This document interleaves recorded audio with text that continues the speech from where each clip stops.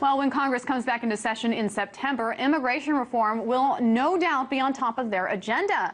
But while Congress eyes the immigration ball, perhaps lawmakers should not be the only ones worrying about keeping foreigners out.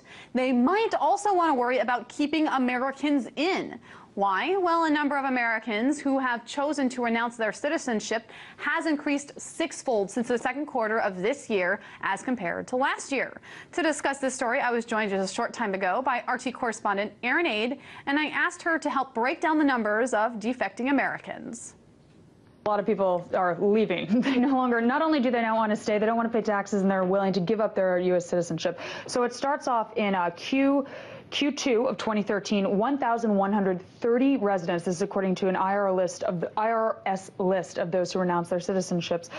This is in the second quarter of 2013. They're gone. No more U.S. citizenship. And this is from the previous high set in Q4 of 2012 of 679 people. And that was the high of all time. It was never above that. So we're obviously seeing an increase. And the U.S. estimates that the tax evasion by U.S. citizens, it results in as much as $100 billion in losses for the federal government. So that's quite a bit of money that they're losing, and they really want to stop it. And they're thinking that this is a way, with this big bill that they're instituting, is a way to kind of curb all of this exodus. That is a lot of money that could be used on a lot of different Absolutely. things. But what are some of the reasons that people are giving for this mass exodus? It has to be more than that, or is it really, does it all come down to money? Well, I actually think it's important to point out that it isn't necessarily a mass exodus. Is it an exodus? Yes, absolutely. But mass, not so much. It's a little over 1,000 people, and this is of the 6 million people that they have recorded globally working and living abroad. So it's not a tremendous amount of people, but yes, it is an increase more than we've ever seen before. And they're saying that a lot of the reason this is happening, there can be personal reasons, there can be professional reasons, but a lot of it has to do with a provision within the HIRE Act, which was instituted in 2010, the provision in the act that specifically is the Foreign Account Tax Compliance Act. It's called FATCA, kind of like Fat Cat, but without the second T on the end of cat, that's gone. So the FATCA is basically what it says is they want international banks, foreign banks, to tell the IRS is saying, you have to tell us whatever U.S. citizen or green card holder has an account within your bank. We need to know withdrawals. We need to know their address. We need to know all this information about them. And basically what these foreign banks are saying are, oh, we don't want to do that. So an easier way, instead of going up against the IRS and the federal government, is to not accept U.S. citizens as clients. So if we have a bunch of money and we want to put it in a bank overseas because you don't want to pay all the taxes, they're like, no, never mind. I'd prefer to work with a French person or a German person or someone else not from the U.S. to avoid having to deal with the IRS. And let's talk a little bit more in detail about the Foreign Account Tax Compliance Act.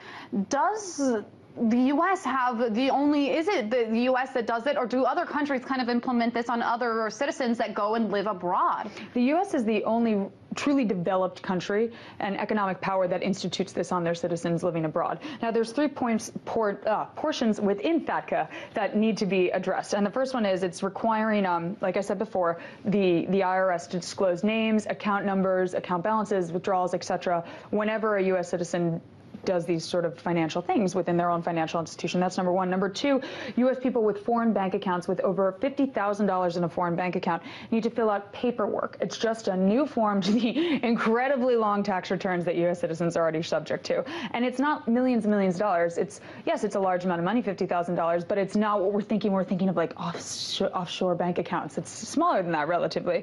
So that's another added negative for the individual with a foreign bank account. And the third point is that it's trying to close this tax loophole that we see and we hear about all the time with foreign investments and foreign bankers just making all this money overseas. So those are the 3 portions of the FATCA that need to be looked at and addressed.